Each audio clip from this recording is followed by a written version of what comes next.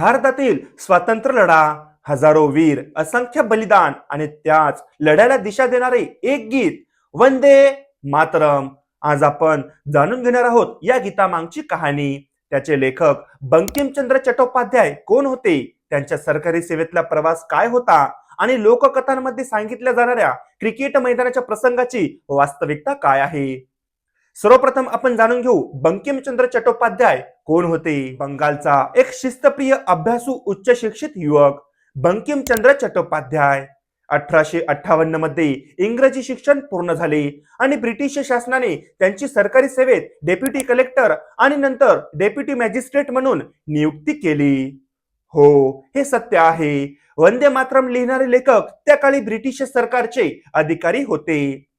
एकीकडे सरकारी ड्युटी आणि दुसरीकडे त्यांच्या मनात होतं राष्ट्रप्रेम, देशभक्तीचं विचार विश्व. 1870च्या दशकात बंकिमचंद्रांच्या मनात एक विचार घर करू लागला. भारतीयांना एकत्र आणणारा, मातृभूमीचा सन्मान करणारा आवाज हवा आहे. असा आवाज जो मनाला भिडेल, जो प्रेरणा देईल. आणि यातूनच जन्म झाला वंदे मातरम या अमर रचनेचा. यानंतर 1882 मध्ये त्यांच्या प्रसिद्ध कादंबरी आनंदमठ यामध्ये हे गीत समाविष्ट झालं. बंगालमध्ये ही कादंबरी पसरत गेली तसं वंदे मातरम मुलामुलींच्या, तरुणांच्या, आंदोलनकर्त्यांच्या ओठांवर चढत गेलं. 1905 मध्ये ब्रिटिशांनी बंगालचं विभाजन केलं आणि संपूर्ण देश पेटला. यावेळी आंदोलनाचे हृदय बनलं एकच घोषवाक्य, वंदे मातरम. रस्ते, आंदोलने, सभा, कॉलेज, जिथे जिथे भारतीय अन्यायाविरोधात उभे राहिले तिथे तिथे हे दोन शब्द घुमू लागले. खुदिराम बोस फाशीवर जाताना, अरविंद घोष न्यायालयात उभे असताना, टिळक, सुभाष बाबू यांच्या भाषणांमध्ये हे दोन शब्द त्यांच्या श्वासासारखे होते, वंदे मातरम. बंकिमचंद्रांच्या जीवनाबद्दल एक कथा लोकांमध्ये खूप प्रचलित आहे, पण याला इतिहासकारांनी अधिकृत पुराव्यासह मान्यता दिलेली नाही. कथेनुसार त्यांच्या बहरामपूर पोस्टिंग दरम्यान एका दिवशी ते पालखीतून जात असताना पालखी वाहकांनी चुकीने ब्रिटिश सैनिक क्रिकेट खेळत असलेल्या मैदानातून मार्ग घेतला.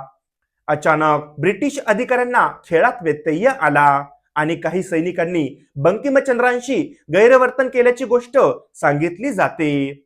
पण लक्षात ठेवा, ही घटना लोककथांमधून सांगितली जाते. इतिहासाच्या अधिकृत दस्तऐवजात तिची ठोस पुष्टी नाही. म्हणूनच आपण तिला प्रचलित कथा म्हणूनच पाहतो, सिद्ध इतिहास म्हणून नाही. भारतीय स्वातंत्र्याच्या क्षणी 1947 ते 50 दरम्यान स्वतंत्र भारताला राष्ट्रगीत कोणतं असावं यावर मोठी चर्चा झाली. शेवटी ठरलं जनगण मन राष्ट्रगीत होईल आणि वंदे मातरमला राष्ट्रीय गीत, नॅशनल सॉन्ग म्हणून समान सन्मान दिला जाईल.